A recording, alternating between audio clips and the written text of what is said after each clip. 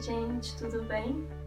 Então, estou aqui de novo e no vídeo de hoje eu queria falar sobre um post que eu fiz no meu Instagram que se chama, é uma pergunta na verdade, você sente um vazio?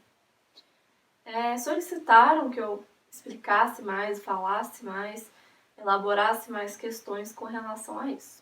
Então, poxa, eu falei que existe um vazio fundamental dentro de nós. Que nós somos seres desamparados, porque desde o nascimento a gente necessita do outro para sobreviver, né? Se a gente for pensar nos outros animais, muitos animais já nascem e já são, né, mais independentes, de uma certa forma. E nós não. A gente depende completamente do outro para sobreviver os nossos primeiros momentos de vida. E isso marca a gente psiquicamente falando. E além de tudo, a linguagem do outro também é algo que vai nos marcando profundamente. Então vão ter questões aí com relação a esse outro, né? Esse desamparo criado que nos coloca enquanto seres que dependem do outro.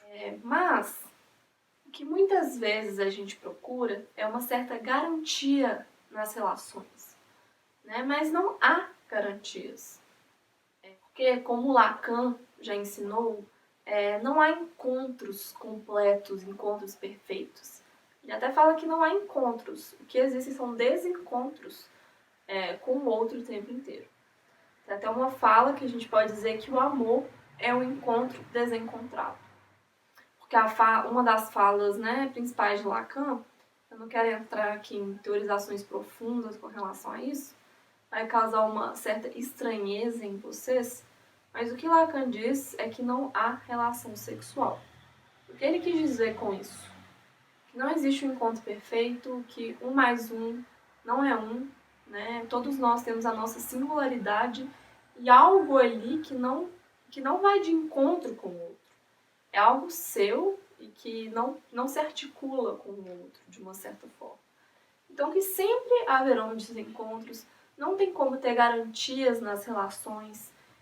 Pode ser, né, não só relações que eu falo amorosas no sentido sexual, mas também relações entre parentes, entre amigos, enfim, o que for, né? Não existe garantia nessa relação com o outro. E isso nos leva a um vazio, né? Porque nós somos seres desamparados. Mas o que é um pouco contraditório é que nada, nem ninguém pode ser aquém, né?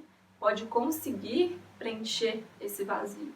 A gente não pode depositar no outro ou em algo essa função.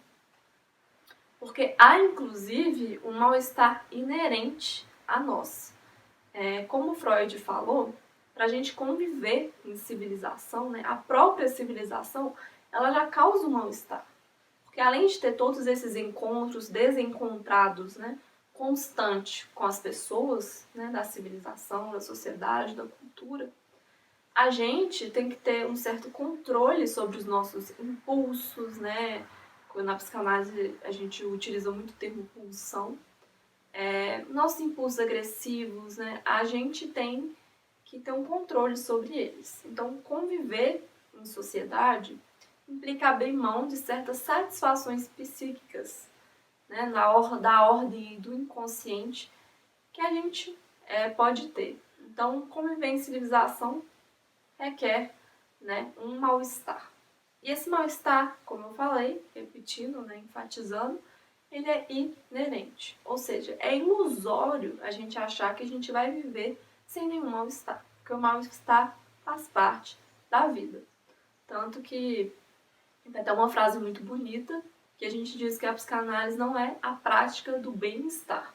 Porque ela não está alheia a essas questões. Por isso ela é a prática do bem-dizer, né? Que é esse dizer aí justamente pegando a questão da linguagem, da palavra, da fala e da elaboração por meio dessa via do simbólico. Então, o que resta a nós é aprender a conviver com o mal-estar, com o vazio, né? Saber fazer diante disso. Já que é algo que a gente não pode mudar, né? A gente não pode erradicar, acabar, se livrar disso, mas a gente pode aprender a saber fazer, né, como lidar com isso em nossas vidas.